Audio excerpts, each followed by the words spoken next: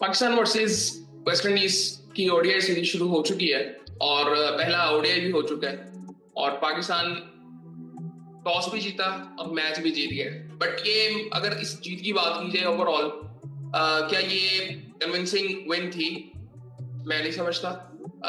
पूरे मैच को अगर देखें तो आई थिंक इतना मुश्किल था मैच देखना इतना मुश्किल था दोनों टीमों की तरफ से। और मैं सिर्फ ये नहीं कहूंगा कि सिर्फ पाकिस्तानियों के लिए मुश्किल होगा, जो वेस्ट इंडीज से लोग देख रहे थे, वेस्ट इंडीज के लोग देख रहे थे, उनके लिए भी मुश्किल होगा, क्योंकि दोनों टीमों ने तकरीबन एक तरह से ही खेला है। सिर्फ खेला एक तरह से नहीं है, इनके मसले भी सिमिलर हैं जो इनके साथ चल रहे हैं।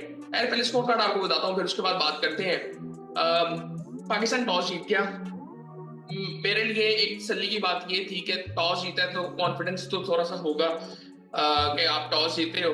यार बॉलिंग का फैसला किया पाकिस्तान ने और वेस्ट इंडीज बैटिंग के लिए आया, सो मुझे था कि यार ठीक है। और वेस्ट इंडीज रिसेंट टाइम्स में अगर देखें तो उन्होंने कोई इतनी खास क्रिकेट खेली नहीं है, लेकिन वनडे में वो पिछले कुछ टाइम से बेहतर हैं। मतलब उनके कुछ इंडिविजुअल बैट्समैन हैं, उनकी अच्छी परफॉर्मेंसेज हैं। सो खैर वेस्ट इंडीज की तरफ से ब्रेंडन किंग जल्दी आउट हो गए थे, एमिल लेविस ने 60 रन बनाए। पर वो आई थिंक जब वेस्ट इंडीज बैटिंग कर रहा था कुछ नहीं ऐसा लग रहा था कि पता नहीं एक्स्ट्रा ऑर्डिनरी बॉलिंग पाकिस्तान की तरफ से हो रही है, कुछ ऐसा नहीं था। बिल्कुल डिसेंट बॉलिंग थी। जो टोटल उन्होंने किया, आई थिंक टोटल तो ज्यादा उन्होंने कर लिया था। पाकिस्तान को आई थिंक ये नहीं करने देना चाहिए। तो डेथ बॉलिंग का मसला अभी भी है, डेथ बॉलिंग है ही नहीं, डेड बॉलिंग है। सो आई थिंक है नहीं, ये मसला था। उसके बाद कैटी जो वन डाउन आते हैं उन्होंने 30 रन बनाए और उनकी एवरेज काफी जबरदस्त थी, मैंने इनकी जब देखी। और पिछले कुछ टाइम से काफी परफॉर्म कर रहे हैं। शायद वो अपने 55 रन बनाए 77 बॉलों पे। 71 का स्ट्राइक रेट था। ये भी एंड पे इन्होंने थोड़ा सा बेहतर किया था, वरना इससे भी नीचे था। रदरफोर्ड जल्दी आउट हो गए थे और मुझे समझ नहीं आई ये इस नंबर पे क्यों खेल रहा था। मतलब इसके लिए आखिरी 10 ओवर होने चाहिए बस। रदरफोर्ड आखिरी 10 मैक्सिमम 15 ओवर। चेज इसके बाद आया है जिसने 53 रन बनाए थे। चेज को आई थिंक ऊपर आना चाहिए था।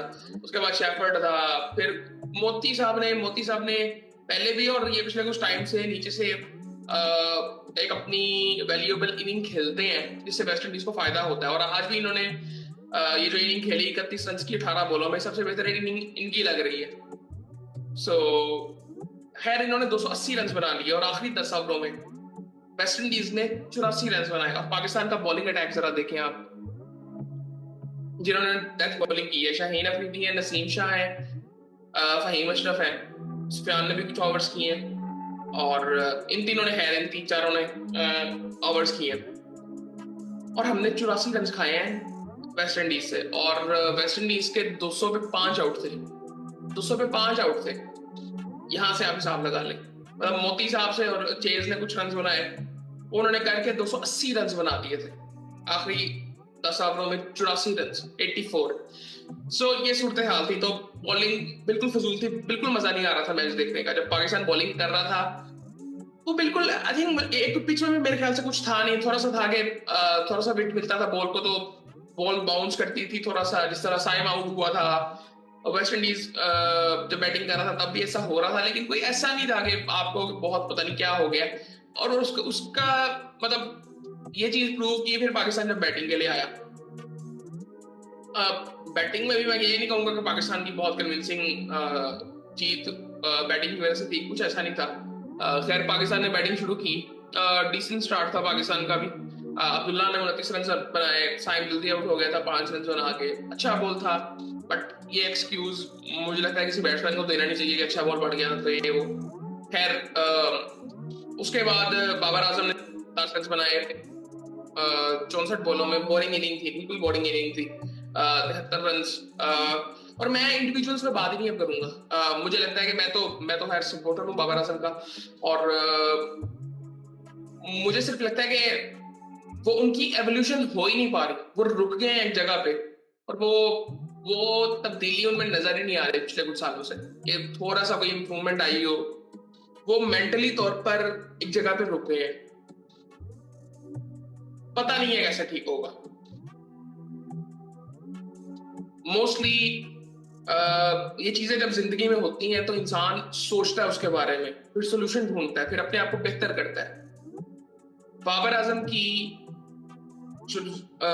एवोल्यूशन एज अ बैटर भी है, वो एज अ क्रिकेटर भी है, वो नजर नहीं आ रही।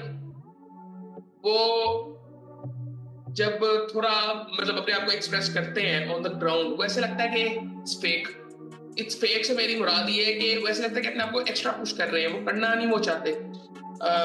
सो आई थिंक वो मेंटली तौर पर वो एक जगह रुक चुके हैं, वो इम्प्रूवमेंट नजर आ ही नहीं रही कि उन्होंने अपने आप को बेहतर किया हो। मैं ये नहीं कहता टेक्निकली उनमें मसले होंगे, टेक्निकली ठीक है, वो एक दो मसले होते हैं वो ठीक हो जाते हैं, और वो हों भी ना, उसके साथ भी आप बहुत कुछ कर सकते हैं। लेकिन वो एवोल्यूशन, वो इम्प्रोवाइजेशन, वो तो इम्प्रोवाइजेशन का तो हमसे कोई ताल्लुक ही नहीं ना। मैं तो वो बात ही ये नहीं कर रहा कि इम्प्रोवाइजेशन का हमसे क्या ताल्लुक है। एक बिल्कुल सिंपल सी चीज है कि हमें डॉट बॉल्स कम खेलनी है, वो आज तक हमें समझ ही नहीं आई, ये कॉन्सेप्ट ही नहीं समझ आता हमें कि डॉट बॉल्स हमने कम खेलनी है। और पाकिस्तान की बैटिंग लाइन भी बड़ी लंबी थी। खैर बाबर ने 47 रन बनाए 64 बॉलों में। अब ये भी कह सकते हैं कि काफी अर्से बाद वो मैच खेल रहे थे, एक एक्सक्यूज हो सकता है। रिजवान ने 53 रन बनाए 69 बॉलों में, इनका भी मतलब 76 का स्ट्राइक रेट इनका भी था। सलमान आगा 26 बॉलों में 23 रन बना के आउट हुए। फिर हसन नवाज और हुसैन तलत आते हैं। अब यहाँ पे देखें कि साइम अयूब, अब्दुल्ला, बाबर, रिजवान, सलमान आगा, 5 आपके टॉप के बैट्समैन आउट हो जाते हैं। अभी भी आपके प्रॉपर बैट्समैन खड़े हुए हैं, हुसैन तलत और हसन नवाज। अच्छी बात, बहुत अच्छी बात है। बट क्या आपकी बॉलिंग लाइनअप इतनी स्ट्रॉन्ग है? नसीम शाह की, मुझे उस बंदे की समझ ही नहीं आ रही, पता नहीं कितने सालों से वो बंदा खेल रहा है, वो उसका कंट्रोल ही नहीं है। आज भी उसका बैलेंस लूज हो जाता है, उसको पता ही नहीं उसका बॉल गिरेगा कहां पे, वो कंट्रोल ही नहीं है, मैं क्या करूंगा क्या होगा। मैं वही बात कर रहा था ना कि इम्प्रोवाइजेशन, एवोल्यूशन इंसान की जो होती है, कि जिसमें इंसान बेहतर हो रहा होता है, अपने आप को बेहतर समझता है, अपनी गेम को बेहतर समझता है, वो तो किसी के साथ भी नहीं होता ना हमारे यहाँ पे। उसकी एक वजह ये है कि वो माहौल ही नहीं है। और आप जरा सा टैलेंट देखते हैं तो वो पाकिस्तान टीम में आ जाता है कि जी मुल्क में टैलेंट नजर आ गया पाकिस्तान टीम में, और बहुत रेयरली उसमें से लोग फिर अपने आप को बेहतर कर पाते हैं। अभी हसन नवाज भी मेरे लिए तो एक हैरानकुन चीज है कि जिस तरह मेरे ख्याल से इसको बहुत जल्दी डाल दिया गया था अभी भी, लेकिन फिर भी वो परफॉर्म जिस तरह से कर रहा है, वो टैलेंट इतना जबरदस्त है, वो कर रहा है परफॉर्म, बहुत अच्छी बात है। बट हमारे यहाँ पे अगर कोई सिस्टम होता तो मैं जरूर कहता कि वो सिस्टम से होके आए, उसमें अपने आप को, वो कहते हैं ना जी, कोई लोग डायमंड बनने में उसको प्रेशर एक चाहिए, वो प्रेशर वहां से गुजर गया है, हम वो प्रेशर डालते हैं आगे इस क्या कहते हैं टॉप लेवल क्रिकेट में, पाकिस्तान टीम में आके, जो कि मैं समझता हूँ कि बिल्कुल फजूल सी चीज है। और ये बात पता नहीं हमें समझ आएगी कि नहीं आएगी, आज तक तो नहीं आई। जितनी देर से मैं फॉलो कर रहा हूँ, उससे पहले भी ऐसे ही था। खैर उसके बाद हसन नवाज ने 63 रन बनाए 54 बॉलों में। शुरू में स्ट्रगल कर रहे थे, इनको भी काफी चांस मिले, सीधा कैच छूट गया था 48 पे, 48 या 49 पे सीधा कैच छूट गया था। उसके बाद भी कुछ चेंज हो सकता था, लेकिन मुझे लगता है कि उस वक्त इतना ज्यादा फर्क नहीं पड़ना था कि काफी मैच चला गया हुआ था पाकिस्तान के हक में। उसके बाद फहीम अशरफ भी थे, शाहीन भी थोड़ी सी बैटिंग कर लेते हैं। सो हुसैन तलत बड़ी जबरदस्त बैटिंग कर रहे थे, 37 बॉलों में 41 रन उन्होंने बनाए, एक छक्का लगाया, 4 चौके लगाए और 3 छक्के लगाए हसन नवाज ने। शुरू में स्ट्रगल काफी कर रहे थे, चांस इनको भी काफी मिले, कैच छूटे। वेस्ट इंडीज भी उसी तरह की टीम है ना, जो हम कर रहे थे वो भी कोशिश करते हैं कि हम ज्यादा करें, उनके भी साथ सेम मसले हैं। बेहतर कोच है उनका भी, अच्छा कोच हमारे पास भी है, उनके पास सब कुछ है, पैशन की कमी है। हम समझते हैं पैशन क्या होगा, यदि आपने आपको एक्सप्रेस कितना ज्यादा कर रहे हो on the ground, on the field, आपको क्या नजर आ रहा है, वो नहीं होता पैशन। पैशन नहीं होता कि आपकी थ्रो कैसी है, आप प्रेशर सिचुएशन में बैटिंग कैसी कर रहे हो, स्ट्रेटजी आपकी क्या है, कैलकुलेशंस क्या है आपकी, और किस तरह से आपने रन चेस करने हैं, वो इंटेंट नजर आए, ये सारी चीजें होती हैं। लेकिन कुछ भी इस तरह का नजर नहीं आता, और ये कमी है पैशन की। उसकी एक वजह कमर्शियलाइज हो चुकी है, ये पुरानी ये सारी बातें डिस्कस कर चुके हैं हम। लीग क्रिकेट का बहुत ज्यादा होना, आई थिंक मुझे लगता है कि हम देखने में बोर होते हैं, खेलते हुए बोर हो जाते हैं, जो कि मैं समझता हूँ खेलते हुए कैसे इंसान बोर हो सकता है, और वो पैशन नजर ही नहीं आता। बिल्कुल ना साफ फर्क नजर आता है। ऑस्ट्रेलिया इंग्लैंड होगी ना, वो दो टीमें ही है। इंडिया किसी हद तक अब रोहित शर्मा नहीं है, मैं सके वो चीज इंडिया में भी है। जो रोहित शर्मा का जो इम्पैक्ट था कि पावर प्ले में खा जाओ, वो इंग्लैंड ऑस्ट्रेलिया के अलावा किसी टीम में नजर नहीं आता। साउथ अफ्रीका में भी कभी आता है, न्यूजीलैंड में कभी कभी आ जाता है। सो वो बिल्कुल भी नहीं है, वो एक अलग अलग खेल रहे हैं। ऑस्ट्रेलिया वेस्ट इंडीज हुई थी, वो इनको खा के गए हैं, खा के थूक के खा के थूक के खा के ऐसे गए हैं। हम किस तरह से खेल रहे हैं? हम उनके साथ बराबर नहीं खेल रहे, उनके लेवल पे आगे खेल रहे हैं। और वो छीन नहीं है उनके पास जबरदस्त बॉलर। मैं बॉलर्स की इस वक्त बात करूं करंट सिचुएशन की, बॉलिंग मुझे हमसे बेहतर, मुझे बड़ा जबरदस्त बॉलर है वो। हम जिस तरह की डेथ बॉलिंग कर रहे थे, जो पैर पड़ी थी जोसेफ से, बॉलर यहाँ पे इस लेंथ पे, नो बॉल थी, इस लेंथ पे उसने चुपेर मारी थी नहीं, ग्राउंड के बाहर गई थी। मोती साहब ने पूरे बैट फ्लो से छक्के मारे हैं नसीम शाहीन को। ये तो मैं शुक्र करता हूँ अभी उन्होंने आखिरी ओवर नहीं खेला, वरना 300 पार हो जाना था। और 300 पार होता वो साइकोलॉजिकली इतना प्रेशर होना था पाकिस्तान टीम पे कि शायद हम ये मैच हार जाते जिस तरह हम ये मैच जीते हैं। अभी एक ओवर हम खेले नहीं, और मैं आखिरी 10 ओवर कह रहा हूँ, आखिरी 9 ओवरों में ये हुआ है। एक ओवर तो आखिरी हमने खेला ही नहीं है।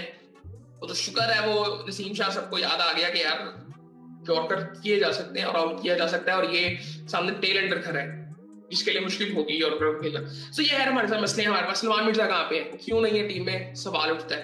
आकिब जावेद कहाँ पे है, समझ नहीं आ रही। इतने बॉलर्स जो नजर आए थे वो कहाँ पे है। सो आई थिंक ये मसले मसाइल हैं और ये चलते रहेंगे। और आई थिंक मुझे लगता है कि ये एक सर्वाइवल क्रिकेट जनरली ना, क्रिकेट देखना मुश्किल होता जा रहा है। स्पेशली अगर इवन T20 क्रिकेट में भी मैं बात करूं कि T20 क्रिकेट भी सबकी देखी नहीं जाती, सबकी नहीं आप देख सकते कि आप हर किसी का मैच है तो उस पैशन से आप देखो भी। उसकी एक वजह यह है कि वो एक्साइटमेंट ही नहीं है। इन दोनों टीमों में वो एक्साइटमेंट है ही नहीं। एक्साइटमेंट की कमी है, वो कब आएगी जब पैशन होता है। आप वेस्ट इंडीज का हाल देखो, मैं पहले भी बात कर चुका हूँ, आई थिंक T20 सीरीज में बात की थी हमने कि वो उनका भी उस तरह से इंटरेस्ट नजर नहीं आता। ठीक है जीत रहे हैं वो छोटी छोटी, वो कहते हैं ना पाकिस्तान के बारे में तो मैं कई दफा बात कर चुका हूँ कि छोटी छोटी चीजों को ना हम सेलिब्रेट करते हैं, छोटी छोटी अचीवमेंट्स को। वेस्ट इंडीज भी कर रहा है आज। और एक बड़ी मजे की बात, ये कौन बात कर रहा था, आयन बिशप बात कर रहे थे कमेंट्री में, उन्होंने 20 दफा कह दिया शाहीन अफरीदी की पेस के बारे में, और उस बंदे ने आज तक एक्सेप्ट ही नहीं इस चीज को किया। पाकिस्तानी बॉलर्स ने नए बॉल से बॉल शुरू किए 122 125 से। इन्होंने आखिरी 2-3 ओवर जो है वो अपनी फुल पेस पे किए हैं। वो पता नहीं अब 140 भी क्रॉस हुआ था कि नहीं हुआ था। वेस्ट इंडियन जो बॉलर्स थे, पैशन उनमें भी नहीं नजर आता मुझे उस तरह से। उनकी बॉलिंग देखे, दूसरी तीसरी ओवर में उनकी पेस 140 पे थी। इवन सुफियान मुकीम की हम बात कर रहे हैं, वो शुरू में तो मुझे लगता है कि वो पहले 5-6 ओवर वो बॉल सही कर रहे थे। अब वो सामने मारने वाले भी ऐसे नहीं थे, वो कर रहे थे वो अपनी बॉलिंग। उनको भी आखिरी 3 ओवरों में ना वो इम्पैक्ट नजर आता है। आखिरी 3 ओवरों से पहले 7 ओवरों में मुझे उनकी गुगली नजर नहीं आई कि उन्होंने गुगली की है। पता नहीं वो ट्राई कर रहे थे, वो कॉन्फिडेंस उनमें नहीं होता। लोग आजकल बड़ी बात कर रहे हैं लोग कि जी सुफियान मुकीम को डालें, वो बड़ी जबरदस्त बॉलिंग कर रहे हैं। बहुत अच्छी बात है, डालना चाहिए, बहुत अच्छा टैलेंट है। ठीक है स्पिनर्स नहीं है हमारे पास, बट मैं फिर वही बात कहूंगा, आज हम खिला लेंगे ना तो हम जब बाहर करेंगे ना इसको, तो फिर हम दोबारा इसको ला नहीं सकेंगे, ये फिर बाहर हो जाएगा जिस तरह बाकी बॉलर के साथ होता है। इसीलिए वो जो पॉलिश होना होता है वो एक सिस्टम में रह के होना होता है। अब मैं अगर सिस्टम होगा तो मैं कहूंगा कि वहां पे पॉलिश हो। अब बात ये है कि इधर भी कुछ नहीं है, इधर भी कुछ नहीं है। सो वो सही गलत कुछ कहा नहीं जा सकता कि क्या करें। अब ये ठीक है कि वो ठीक होता, इसीलिए मैं इस हक में नहीं था कि वो अभी वनडे की बॉलिंग में आए। वो करते हैं T20 में बॉलिंग, अब यहाँ पे भी कर रहे हैं। ठीक है, बड़ी अच्छी बात है, कॉम्बिनेशन भी ठीक ही लग रहा है। बट आपके पास कोई ऐसा बॉलर नहीं है कि आप उसको बुलाओ यार आउट कर, नहीं है। पहले होते थे। आपके पास कोई ऐसा बैटर नहीं है जो क्रिकेट उस तरह की खेल रहा हो कि एक्साइटमेंट देखने वाले को जरा आती है ना, बिल्कुल नहीं आ रही थी, बोरियत हो रही थी। वो तो इंटरेस्टिंग मैच 180 के बाद बन गया जब बाबर रिजवान, बाबर साहब 118 पे आउट हुए, रिजवान भी आउट हो गए, 180 में 5 आउट थे पाकिस्तान के, और अब ये दोनों नए बैट्समैन, और वहां पे हमारी हालत वेस्ट इंडीज से बुरी थी। वो तो, और इसमें मैं आपको एक बात बताता हूँ, एक बड़ी इंटरेस्टिंग चीज है। हुसैन तलत, जब ये T20 में इनको डाला गया था ना, मैंने बात की थी कि जब इन्होंने चैंपियंस वनडे कप में फॉर्म किया, इनको वनडे में डाले आप, ये वनडे का प्लेयर है, बहुत बेहतर प्लेयर है, T20 के भी है लेकिन वनडे के बहुत बेहतर प्लेयर है। ये उस वजह से है, वो जो कॉन्फिडेंस इनमें था, इनके पिछले कुछ सालों की स्ट्रगल देखें, इन्होंने 6 साल पहले वनडे खेला था, वो मेहनत जो इसने की है ना, बहुत कम लोगों ने की है। मैं ये नहीं कहता कि उसके रिजल्ट वो इसने मेहनत बड़ी ठीक की होगी, लेकिन वो थोड़ा सा नजर आया था चैंपियंस वनडे कप में, वो मेच्योरिटी, वो वो जो ब्रेन की एक एवोल्यूशन होती है ना, कि मैंने अपने आप को बेहतर किया और मैं अपने आप को बेहतर समझता हूँ, वो हुसैन तलत में चैंपियंस वनडे कप में नजर आया था, जिसके बाद मैंने इसके बारे में बात करनी शुरू की थी। इसको वनडे में डालें, वनडे में जरूरत है, वनडे क्रिकेट इतनी ज्यादा होती नहीं है वैसे, लेकिन खैर वो इस वजह से नजर आया कि वो ये जो प्रेशर सिचुएशन थी, जो वनडे कप में ये काफी दफा उस चीज से गुजर चुका है, इन्हीं नंबर्स में खेल रहा था वहां पे भी, 5वें 6वें नंबर पे, और वो इस सिचुएशन से गुजरा हुआ है, इसी वजह से यहाँ पे उसने परफॉर्म किया है। अदरवाइज यहाँ ये तो सिचुएशंस आती नहीं है, अगर आती भी हैं तो वो आप किसी प्लेयर को डाल दें, इवन बाबर को डाल दें, रिजवान को डाल दें, वो फंसेंगे इधर। जो नॉर्मल सिचुएशन थी, आप, मुझे समझ नहीं आती कि हम पहले 10 ओवर को एग्जीक्यूट क्यों नहीं करते। साइम यूसुफ को भाई सामने वाली टीम को तोड़ना है, 280 करना था तो तुम्हें 80 रन बनाने हैं पावर प्ले में अब्दुल्ला के साथ। अब्दुल्ला मुझे आज बेहतर लग रहा था इस मैच में, वो इसलिए आज बेहतर लग रहा था कि डॉट बॉल्स कम खेल रहा था, फिर भी वो लग नहीं रहा था कि डॉट बॉल्स खेलनी है उसने भी, लेकिन उस तरह से नहीं, वो डिफेंसिव अप्रोच जो उसकी होती है बुकिश, कि रोकी जाओ रोकी जाओ रोकी जाओ, वो वाला नहीं था। कोशिश कर रहा था कि मैं सिंगल लूं, निकल नहीं रही थी, कोशिश कर रहा था, सो वो नजर आ जाता है। बाबर को थोड़ा सा ये देखना, बाबर अगर डॉट बॉल्स खेलना बंद कर दे, आई थिंक इसका स्ट्राइक रेट मेरे ख्याल से वो 130 140 पे चला जाएगा। वैसे ही ये स्ट्राइक रेट की बातें होती है ना, ये आप स्ट्राइक रेट की तो बातें करते हैं, आप डॉट बॉल्स की बातें नहीं करते। डॉट बॉल खत्म करें, आपका स्ट्राइक रेट 100 से ऊपर वैसे ही चला जाता है, बुरे से बुरा बैट्समैन भी है, डॉट बॉल खत्म करें, उसकी हम बात नहीं करते। खैर ये बातें बड़ी लंबी हो सकती हैं, और ये सारी बातें रिपीट हो रही है, मुझे इतना गुस्सा चढ़ता है कि जब ये सारी चीजें मैं रिपीट कर रहा होता हूँ। और आई थिंक एक्साइटमेंट थी नहीं मैच में, मैंने बड़ी मुश्किल से मैच देखा है, और मुझे वर्थ इट ही नहीं लगा।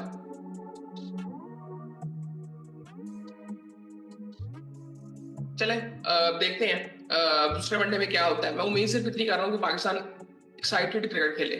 इवन वेस्ट इंडीज, हम वेस्ट इंडीज से आई थिंक वो हमारे से आखिरी दफा 91 में जीते थे, आई थिंक पता नहीं कितने साल हो गए। यार उसमें ये वजह नहीं है कि उनकी टीम अच्छी नहीं आई होगी,